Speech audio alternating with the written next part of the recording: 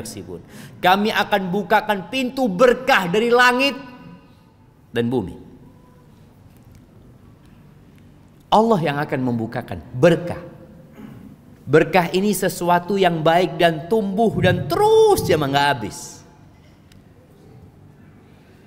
Kalau kita melihat bumi Indonesia subur, hasil bumi juga begitu beragamnya. Tapi kenapa banyak orang Indonesia jadi TKI di negeri orang? Kenapa jemaah? Sampai ada orang Saudi. Orang Saudi itu suka meledek orang Indonesia, nggak semuanya. Maksudnya ketika ada pembantu, ya apa, kamu kok sampai kerja di sini berarti negerimu itu susah macam-macam. Dulu belum ada internet jemaah. Ketika orang Arab ini datang ke Jakarta, berangkat ke puncak, negerimu ini surga kata dia. Kok bisa kamu kerja di Saudi itu kata dia. Yang Saudi kepingin di Indonesia, yang Indonesia ke Saudi kata dia. Surga. Masalahnya berkah itu hilang kadang-kala. Jadi dulu kita waktu SD belajar sebuah peribahasa yang mengatakan tikus mati kelaparan di lumbung padi. Berema jemaah. Tikus mati kelaparan di lumbung padi. Kalau mati kekenyangan wajar. Ini kelaparan. Maka Allah sudah kasih tahu. Kalau ingin maka bertakwalah kepada Allah Azza wa Jalla. Ahibati fillah, ada sebuah negeri di Yaman sana. Ini saya orang-orang Arab. Siapa yang pernah ke Yaman? Kenapa orang Yaman kok bisa nyampe Indonesia? Padahal Allah mencontohkan negeri Sabah itu sebagai negeri percontohan. Baldatun tayyibatun wa rabbun ghafur. Allahu Akbar. Jadi negeri Sabah itu kanan kirinya kebun. Kayaknya di Indonesia belum ada kayak gitu. Jadi orang di jalannya kanan kirinya semuanya kebun-kebun. Kalau kita mungkin sawah ya, ada sawah. Tapi kalau kebun harus dijagain, mendak elang kepi, harus dipagerin. Mereka itu masya Allah makmur sentosa. Kalau mau panen buah, mereka tinggal naruh keranjang jalan penuh yang namanya keranjang buah mereka. Fa'arafu. Tapi mereka tak ngedingaki. Dikasih nasihat, dikasih peringatan, suruh beribadah, suruh bertakwa. Allah kirimkan tikus, perak tikus.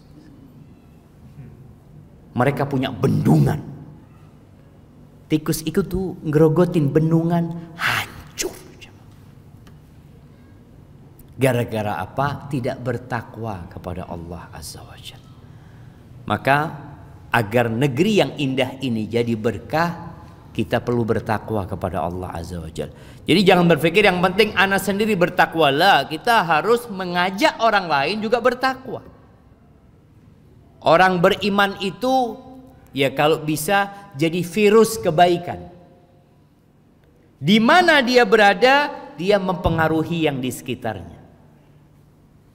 Karena jangan mengatakan terserah lazat kan nafsi-nafsi. Satu. Kalau bicara nafsi-nafsi, istrinya Nabi pernah bertanya kepada Nabi SAW, anahliku wa fina salihun. Apakah kita akan binasa, akan turun azab yang menghancurkan, padahal di tengah-tengah kita banyak orang soleh? Qala na'am, iya. Idza kathural khabath, kalau banyak terjadi kemungkaran, banyak terjadi kekejian, ada pembiaran, maka azab Allah turun bukan hanya kepada pelaku dosa. Negeri itu pun akan mendapatkan azab Allah. Walhamdulillah, anda lihat situ Bondo ini sudah perkembangan semakin bagus. Lombok nggak tahu sekarang kayaknya berubah. Sungai-sungai itu banyak orang mandi telanjang. Sekarang sudah tidak ada kan? Nah, anda tidak tahu. Sudah habis. Kare sekuni, alhamdulillah. Ya alhamdulillah, artinya kan kita bersyukur kepada ada perkembangan. Dulu biasa aja mah. Padahal ustaz tak beda, kiain beda, santrena banyak. Kok ada pembiaran seperti itu? Oh, masalah khilafiyah, apa saya khilaf? Orang mandi bengkang itu khilafah mana? Tak ada khilaf masalah. Subhanallah jemaah, astagfirullah. Baik, itu bicara bertakwa kepada Allah Azza wa Jalla. Di antara makna takwa itu adalah mengingat Allah, tidak melupakannya, kemudian bersyukur kepada Allah, tidak kufur kepadanya, taat dan tidak durhaka kepada Allah. La in syakartum la azidannakum. Kalau kalian bersyukur pasti aku tambah. Sebagian orang mengatakan, ya Ustaz, ana ini pakun Ustaz. Bersyukur sudah alhamdulillah, sholat duha, sholat malam, pusok pertama gitu orang Ustaz. Tapi pakun receken 2 juta Ustaz sebulan. Tambahannya di mana? Disinilah ada tambahan yang tidak terlihat, jemaah. Tambahan berkah. Antum rizkinya seakan-akan tetap 2 juta, tapi antum tidak sakit-sakitan. Di sini seharusnya kalau antum dikasih sakit-sakitan 2 juta karena 1,5 juta. Obus, bisa obus 2 juta itu. Iya jemaah. Artinya kita tetap yakin ada tambahan Allah Azza wa Jalla di rizki itu. Masya Allah. Ada orang ya minum susu benih beres, murus. Ada orang seperti itu. Baik. Kunci rizki yang ketiga bertawakal kepada Allah Azza wa Jalla. Masya Allah. Bismillah.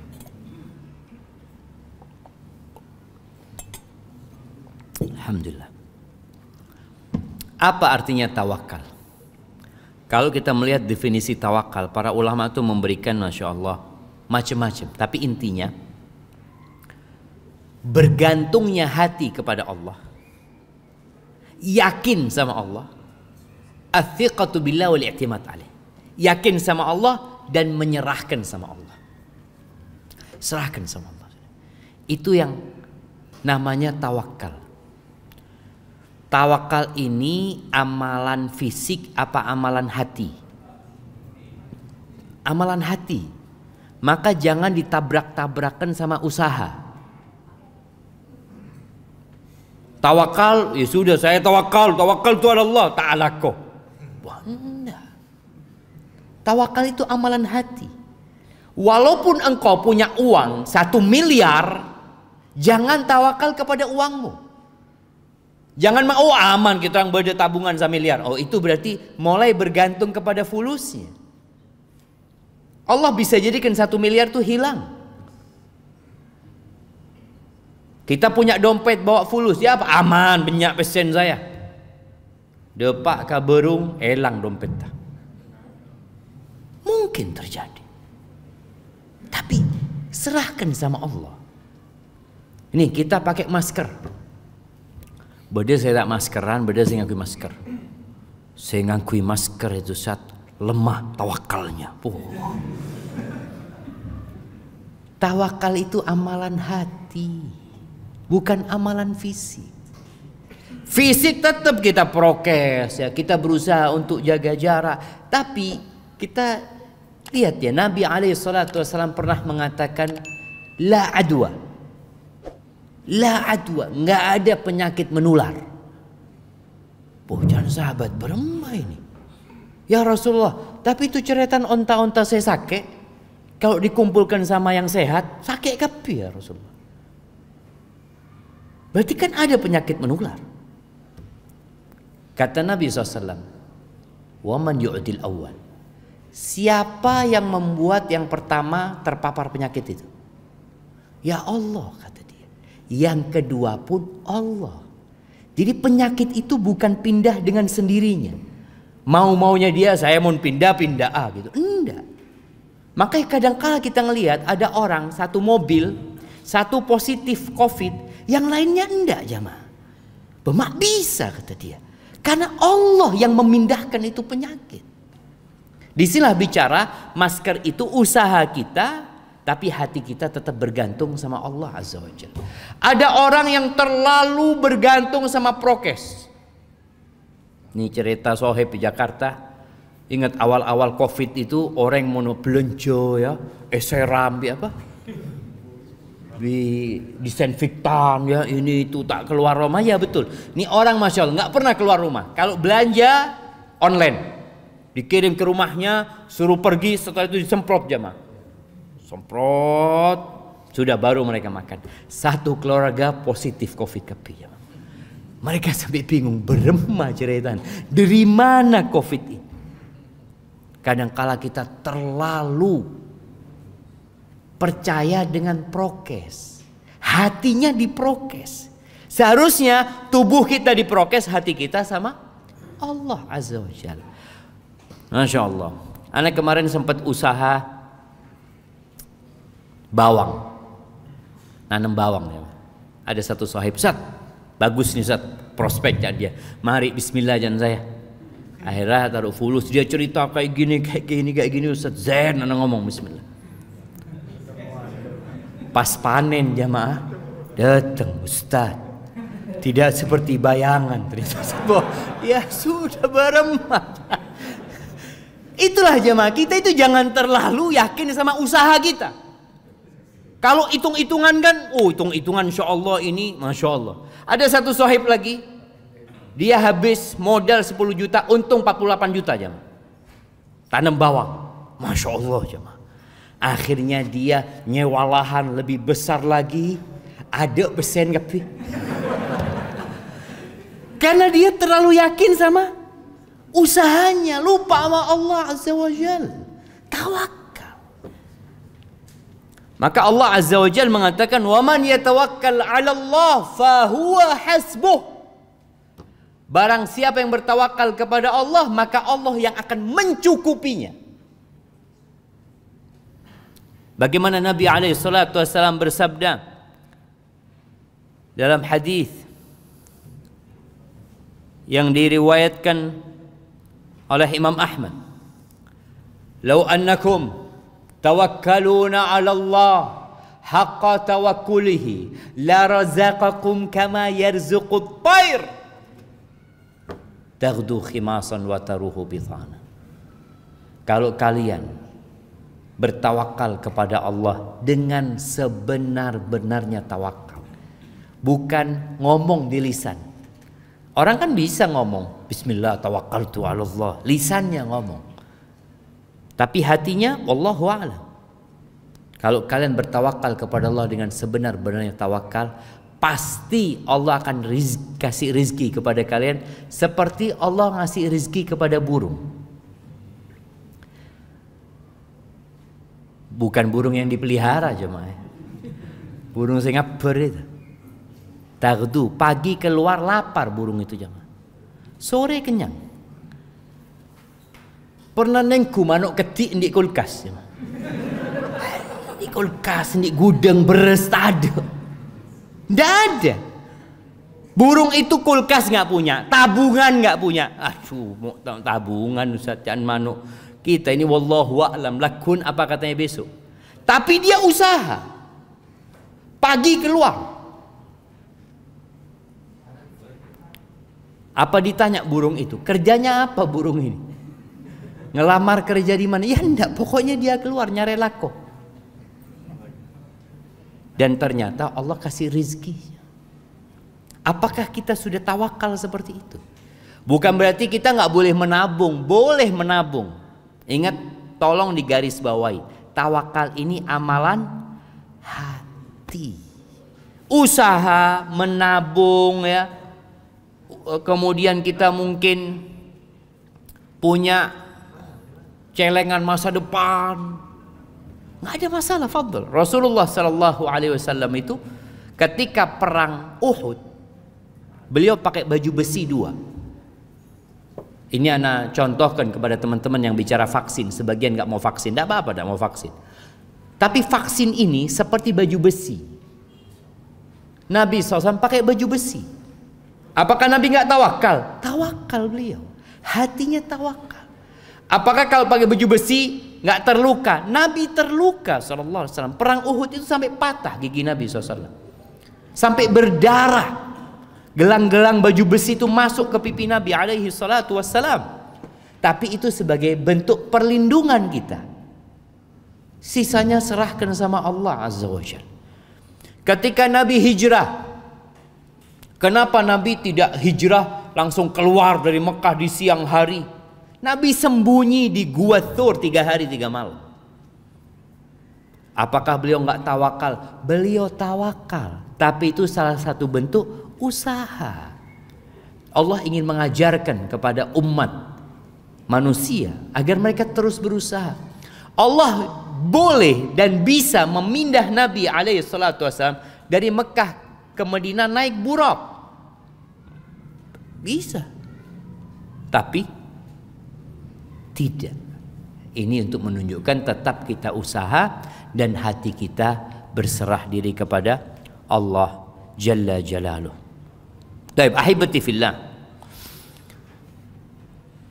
Kemudian yang keempat, tafarruq, fokus ibadah.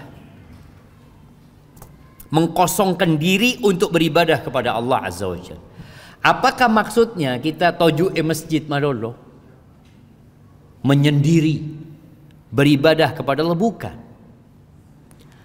Ada sebuah hadis ya, yang Rasul sallallahu alaihi wasallam mengatakan, innallaha ta'ala yaqul, sesungguhnya Allah berfirman.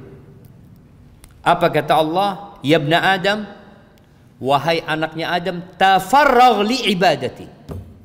Engkau fokus ibadah kepadaku. Amla sadraka ghinan. Aku akan penuhi dadamu dengan kekayaan. Wa asudda faqra. Aku akan tutupi kefakiranmu. Wa illa taf'al. Tapi kalau engkau tidak fokus konsentrasi ibadah buat aku, mala'tu yadaka syughlan, aku akan penuhi tanganmu dengan kesibukan. Kerja, kerja, kerja terus. Walam asudda faqra. Dan aku tidak akan menutupi kefakiran. Makanya kita kadang-kadang lihat orang kaya, fulusnya sudah banyak tapi tetap miskin. Nggak punya waktu untuk duduk kajian. Bingung kadang-kala kita. Mereka ini perusahaan besar. Rapat ada kemarin, rapat boleh. Waktunya sholat, rapat lagi. Oh, ini untuk masa depan perusahaan. Nggak apa-apa rapat. Silahkan. Merencanakan berbagai macam. Silahkan. Tapi ingat, fokus ibadah. Artinya, dimanapun kita pergi, hati kita bergantung di masjid. Mau kita entar ke pasar, mau kita entar ke kantor, kemanapun, hati kita berada di masjid. Fokus beribadah kepada Allah Azza wa Jalla. Dan tatkala kita sholat, cek mekere tekengan. Orang ini kan seharusnya di pasar mikirkan ibadah. Ketika ibadah jangan mikirkan pasar. Tafarragh. Udah waktunya sholat. Khusyuk udah. Ketika kita beribadah kepada Allah dengan cara seperti ini, di sini Allah akan berikan karunia-Nya. Orang ini nggak akan takut miskinnya. Karena Allah sudah jamin buat dia. Bahkan kata Nabi SAW, irda bima qasamallahu lak. Ridholah engkau dengan apa yang Allah berikan kepadamu. Engkau akan jadi orang paling kaya. Ridho dengan apa yang Allah berikan akan jadi orang paling kaya. Di sini Allah akan jadikan kekayaan di hati. Karena kekayaan itu bukan dengan banyaknya harta benda, enggak. Laisal ghina an kathratil arad. Walakinnal ghina ghinan nafs. Kekayaan yang sebenarnya kekayaan hati. Mak sudah berdasarkan tondu, berdasarkan tedung ya mak. Bukan Ustaz. Kan katanya fokus, konsentrasi. Ini salah satu bentuk bagaimana menyerap ilmu supaya langsung ke hati ya. Baik, ahibati billah. Kemudian ya 10 menit lagi kita masuk ke sesi tanya jawab insyaallah. Haji dan umrah. Mengikuti mare haji berangkat umrah. Kan ada orang mengatakan kalau belum haji jangan umroh gitu loh. Umroh, tafadhol. Tapi niat berangkat haji. Karena berangkat haji ini nggak kayak berangkat umroh. Daftar sekarang di Situbondo ini, daftar sekarang berangkat kapan jemaah? Berapa tahun? 32. Mun umrah Pak Polo jemaah 72 baru berangkat jemaah. Subhanallah. Ya itu yang ONH biasa kan. Kalau yang plus mungkin 5 tahun, 6 tahun atau 7 tahun. Yang punya fulus bisa berangkat tahun ini langsung. Kalau nggak ada corona jemaah.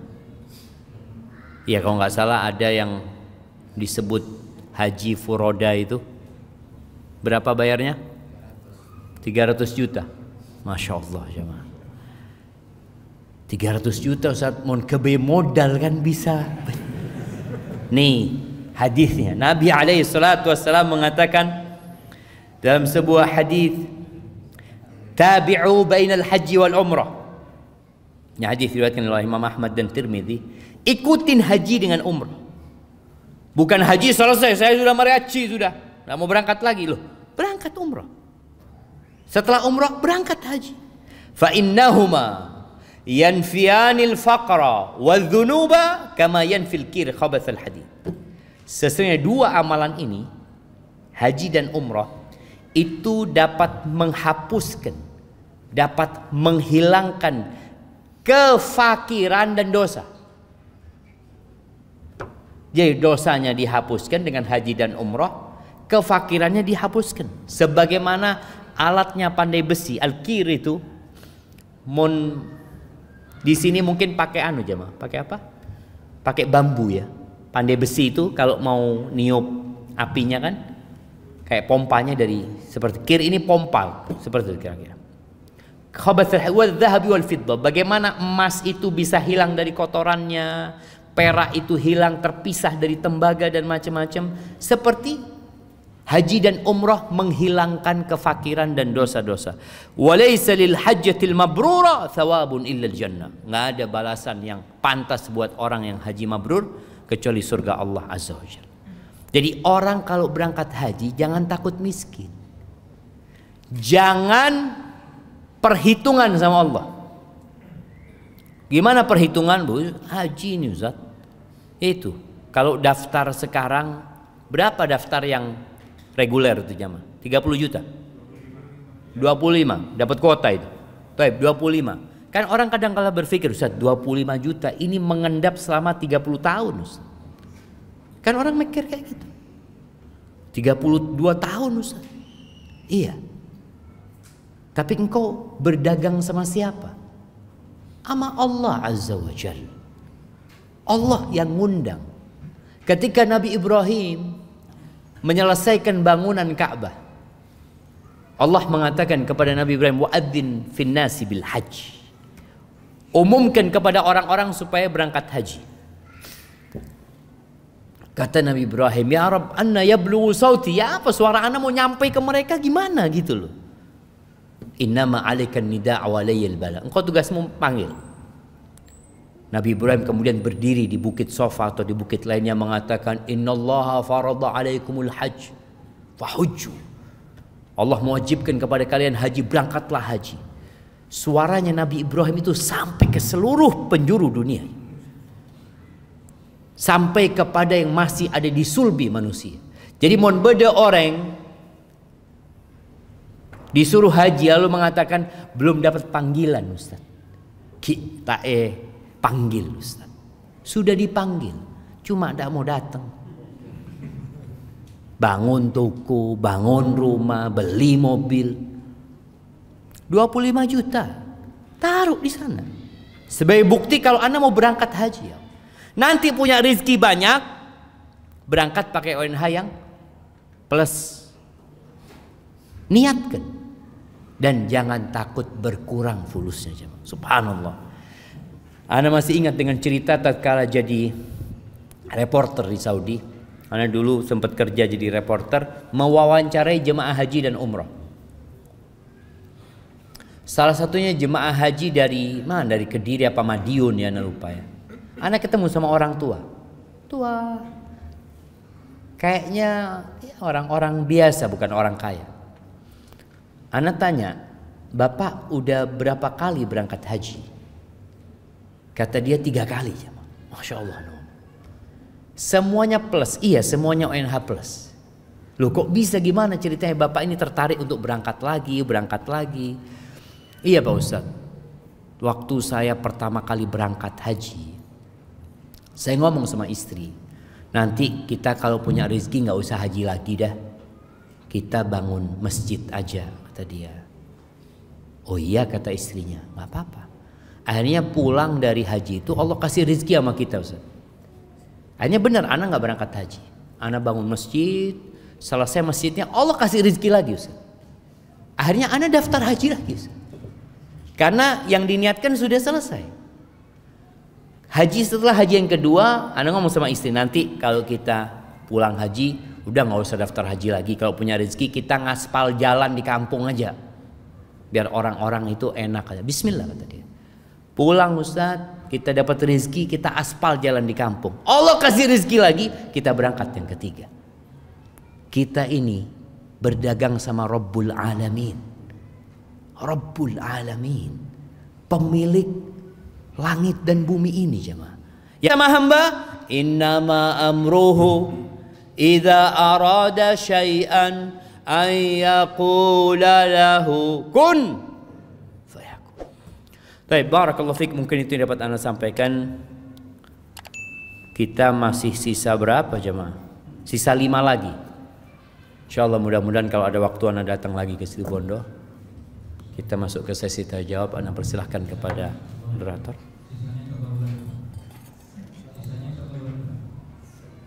Tahun depan, insyaallah tahun depan.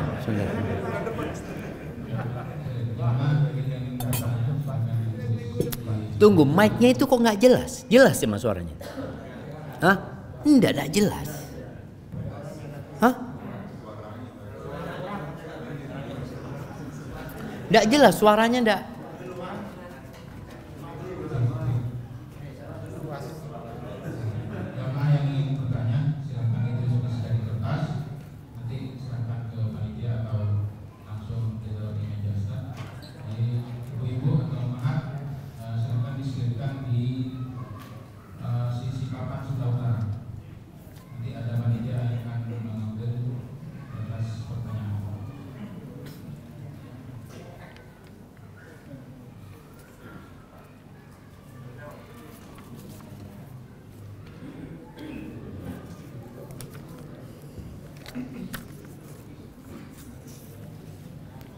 Nah, ini udah ada beberapa pertanyaan yang masuk. Ana akan bacakan yang pertama. Assalamualaikum Ustaz. Waalaikumsalam. Apakah tambahan rizki karena sebab istighfar sudah termasuk dalam rizki yang sudah ditentukan dan ditetapkan oleh Allah sebelumnya? Jamaah rahimakumullah, kita itu tidak tahu dengan rizki kita. Berapa rizki kita, seperti apa modelnya, itu gaib. Sehingga tugas kita adalah terus beramal. Kalau bicara apakah itu sudah ditentukan, semuanya sudah ditentukan. Sampai yang masuk surga dan neraka Allah juga sudah tahu. Maka tugas kita adalah melaksanakan perintah Allah, menjauhi larangannya, bersabar ketika terkena musibah. Jadi seorang muslim yakin bahwasanya rezeki itu semua sudah ditetapkan. Bahkan takdir alam semesta ini kayak cerita oleh rezeki apa ini, kamir jemaah. Iya, kamir. Ini kan ini rezeki yang dicari apa yang mencari jemaah? Yang mencari. Iya, antum dicari. Mana fulan? Masya Allah, Ustaz saya beri jemaah. Akhirnya tak kajian menjukul Ustaz. Baik, jadi seperti itu. Rizki kalau bicara itu sudah ditetapkan, udah ditetapkan sama Allah Azza wa Jalla. Sehingga tugas kita adalah mengamalkan apa yang diperintahkan agar rizki itu datang kepada kita. Begitu pula kalau kita lihat orang yang bekerja. Apakah orang yang bekerja itu akan mendapatkan rizki yang sudah ditetapkan? Iya. Cuma tadi kita sebutkan ada rizki yang mencari, ada yang dicari. Maka di sini ada rizki yang datang dari arah yang tidak disangka-sangka. Baik, assalamualaikum warahmatullahi wabarakatuh. Ya Ustadz, jarang sekali diriwayatkan pekerjaan Rasulullah SAW setelah menjadi Nabi dan Rasul. Apa yang diusahakan oleh Nabi Muhammad SAW untuk menghidupi hidupnya dan keluarganya? Baik, ahibati fillah. Nabi kita tahu alaihi salatu wassalam melanjutkan perdagangan Khadijah radhiyallahu taala anha. Jadi yang jelas usaha dagang itu terus berjalan. Setelah Nabi menikah sama Khadijah, sebelum menikah kan menjalankan usahanya Khadijah. Ketika menikah, maka itulah yang terus dikembangkan sama Nabi alaihi salatu wassalam. Kemudian kalau bicara usaha Nabi yang lainnya, Nabi dapat pembagian harta rampasan perang. Dapat dari khumus. 1/5 itu yang dikhususkan buat Nabi, yang memang Allah khususkan untuk dibagikan kepada keluarga Nabi, orang-orang miskin. Nabi punya hak dari 1/5 harta rampasan perang. Maka Nabi punya bagian umpamanya Fadak. Di Fadak di Khaybar itu ada tanah yang menjadi milik umat Islam. Kalau Khaybar dibagikan kepada umat Islam, tapi ada Fadak yang diberikan kepada Nabi alaihi salatu wassalam. Dari sanalah Nabi biasanya memberikan nafkah kepada istri-istrinya. Dan biasanya beliau memberikan nafkah itu boleh jadi 1 tahun jamaah. Jadi bukan bulanan. Karena kalau bicara hasil kurma ini setahun sekali, benar-benar bulan. Karena setahun sekali biasanya dari sanalah Nabi memberikan nafkah. Jadi antum kalau mau ngasih nafkah kepada istri boleh jadi tiap bulan, ada yang tiap hari, ada yang ya tiap kali panen mungkin. Kebutuhannya berapa setahun langsung diberikan. Tapi kalau ada perempuan-perempuan dikasih uang setahun, sebulan bisa tak ada jemaah. Maka suami juga harus pinter-pinter.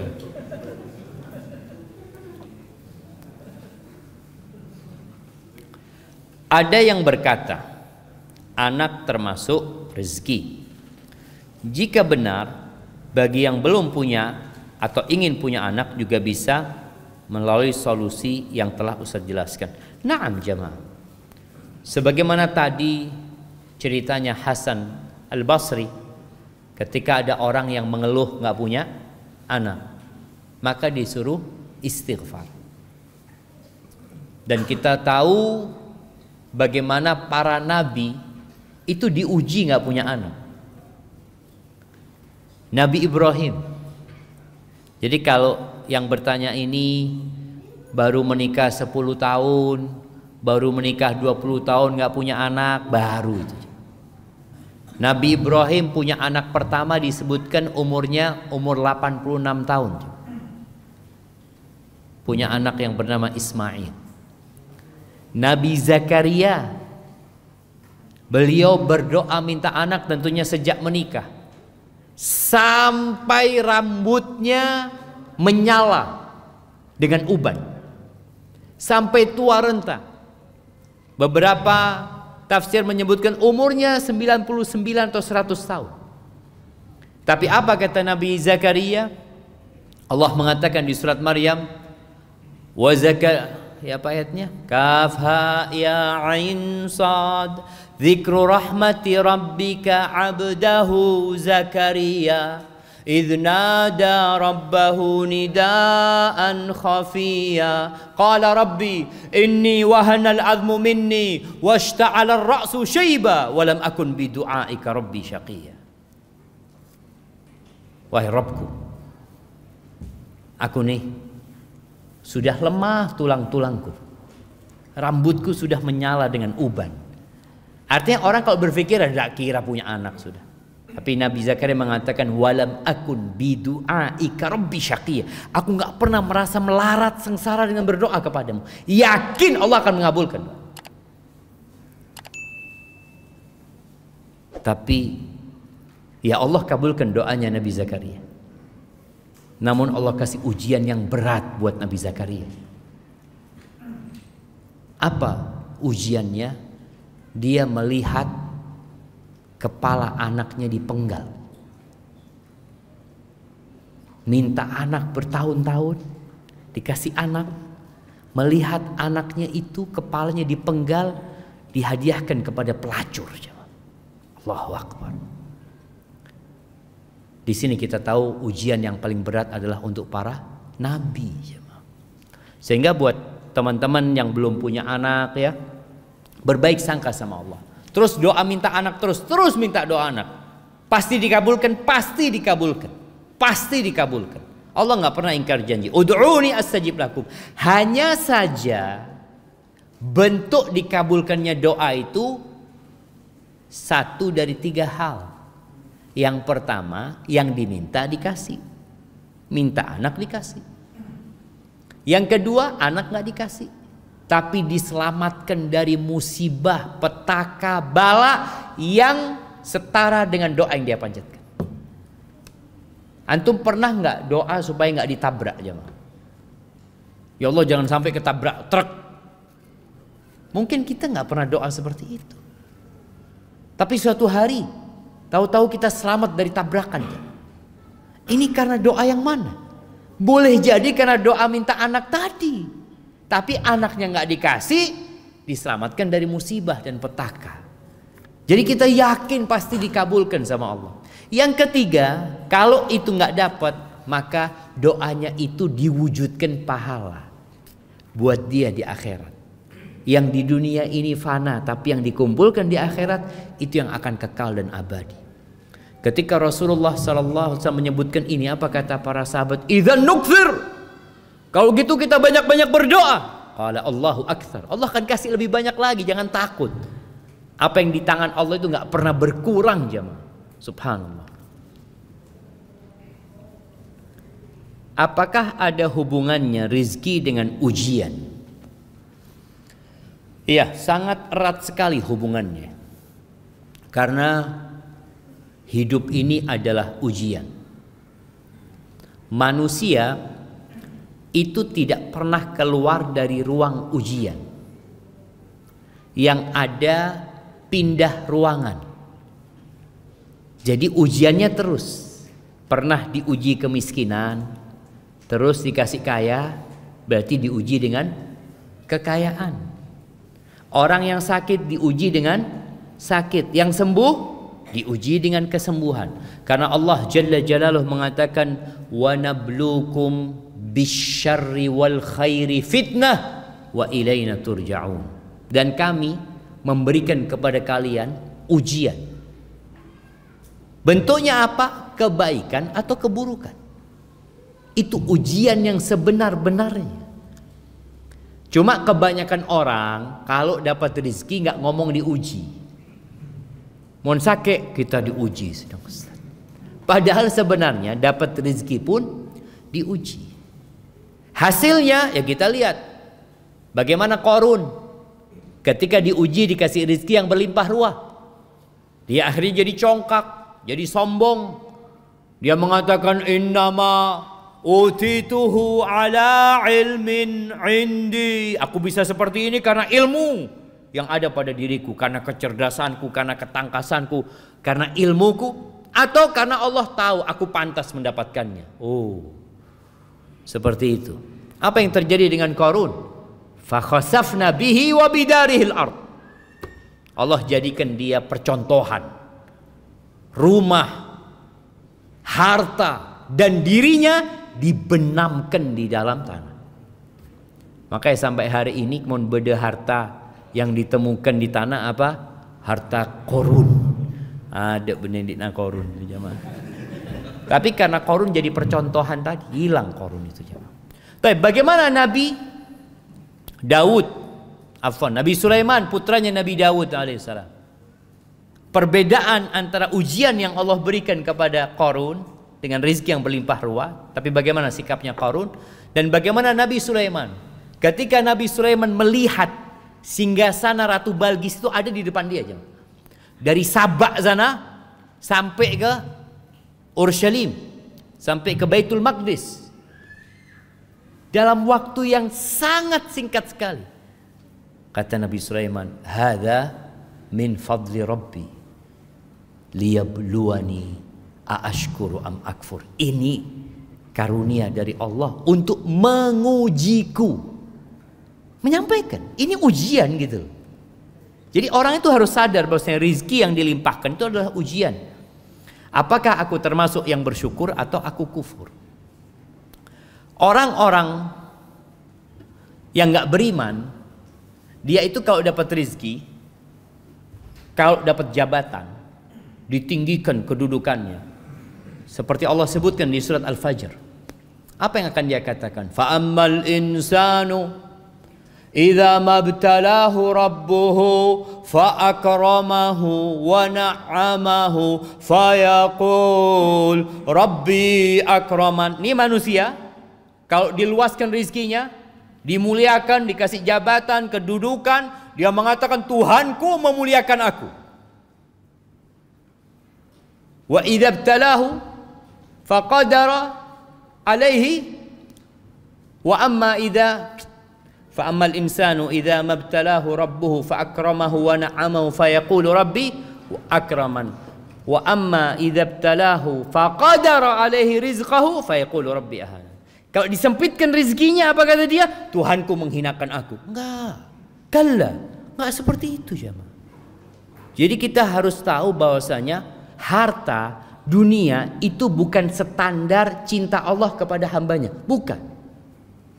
Jangan pernah berpikir kalau orang itu jadi bupati, orang itu jadi gubernur, jadi presiden, atau dia memiliki jabatan dan kekayaan, oh berarti Allah cinta sama dia, Allah memuliakan dia. La, kalla. Enggak. Dunia ini bukan standar. Bahkan Nabi SAW mengatakan, innallaha yu'tid dunya man yuhibbu wa man la yuhib. Allah membagi dunia ini kepada yang Allah cintai dan kepada yang Allah tidak cintai. Allah berikan dunia, jabatan, kerajaan, kekuasaan kepada siapa? Fir'aun.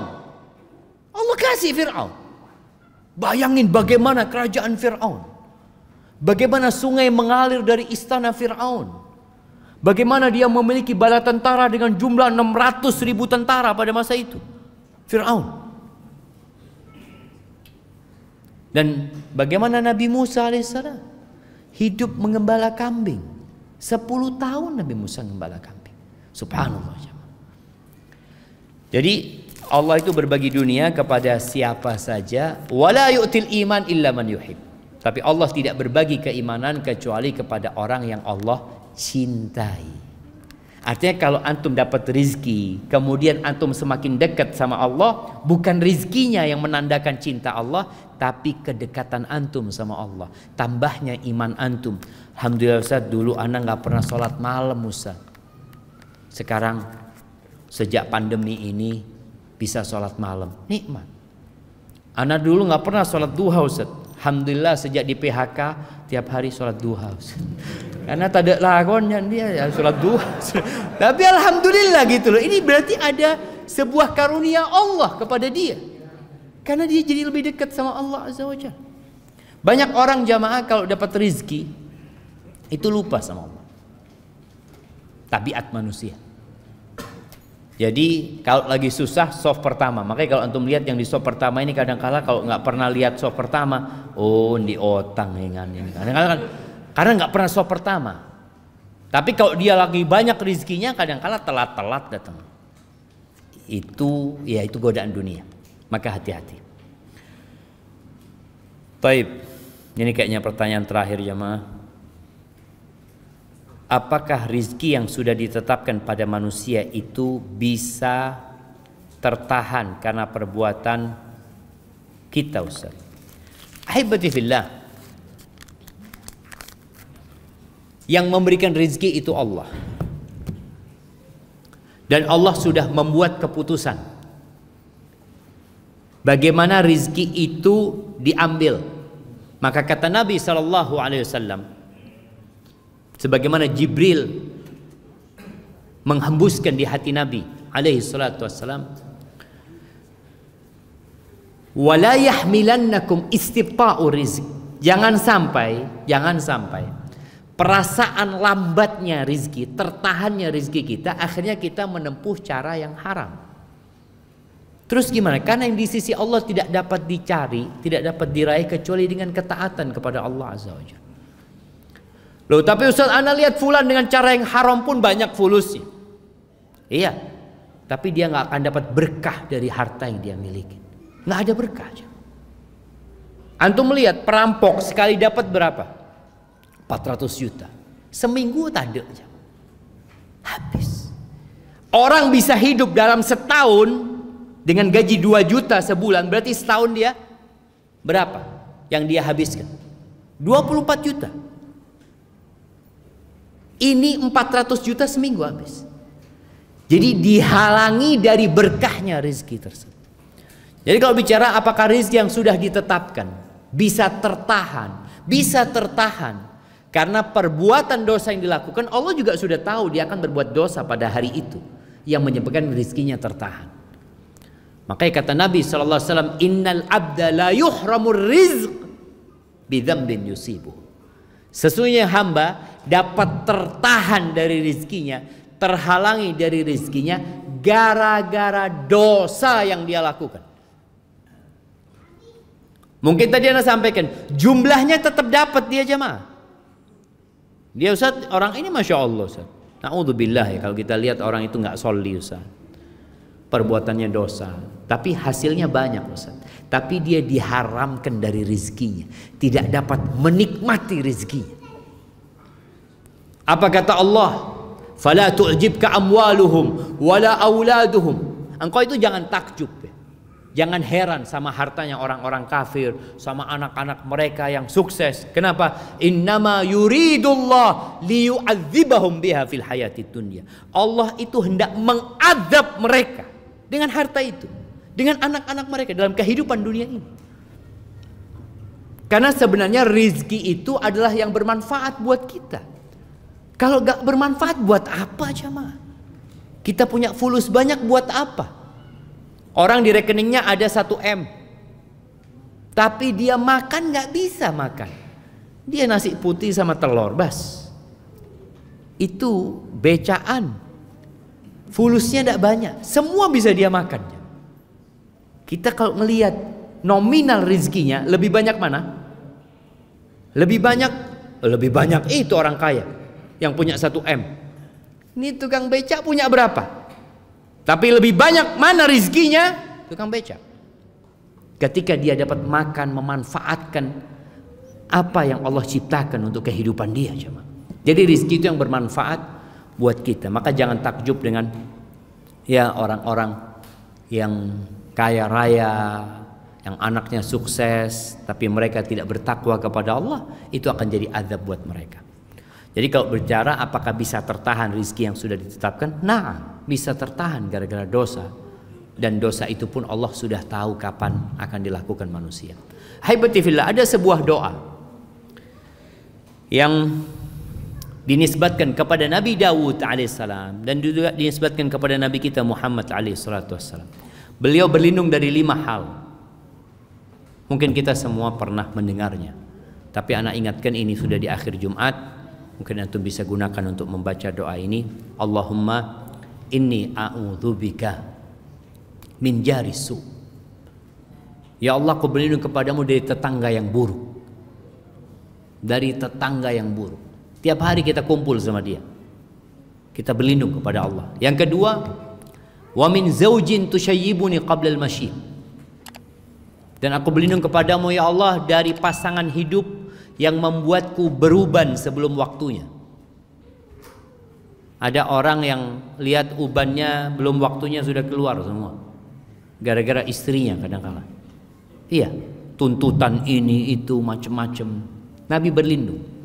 Yang ketiga, wa min waladin yakunu alayya rabban. Aku berlindung dari anak yang jadi penguasa atas orang tuanya. Jadi anak nyuruh-nyuruh bapaknya. Ada kan yang seperti itu? Jadi anak ini diperintahkan sama bapaknya ini disuruh-suruh sama anaknya, ibunya disuruh-suruh sama anaknya. Jangan sampai punya anak seperti itu. Yang keempat, wa min malin yakunu alayya adzaban. Dan aku berlindung kepadamu ya Allah dari harta yang jadi azab buat aku.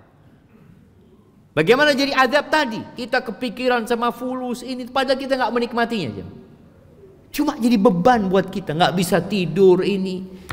Jangan sampai. Dan nanti pada hari kiamat kita akan dihisap dengan harta tersebut. Dan boleh jadi akan menyeret kita ke neraka. Yang kelima, wa min khalilin makir. Dan aku berlindung kepadamu ya Allah dari sahabat, dari teman setia yang pandai bermakar. Ainahu tarani wa qalbuhu yar'ani. Matanya selalu memperhatikan aku, hatinya terus mengawasi aku. In ra'a hasanatan dafanahu. Kalau dia melihat kebaikan, dia tutupin kebaikan aku.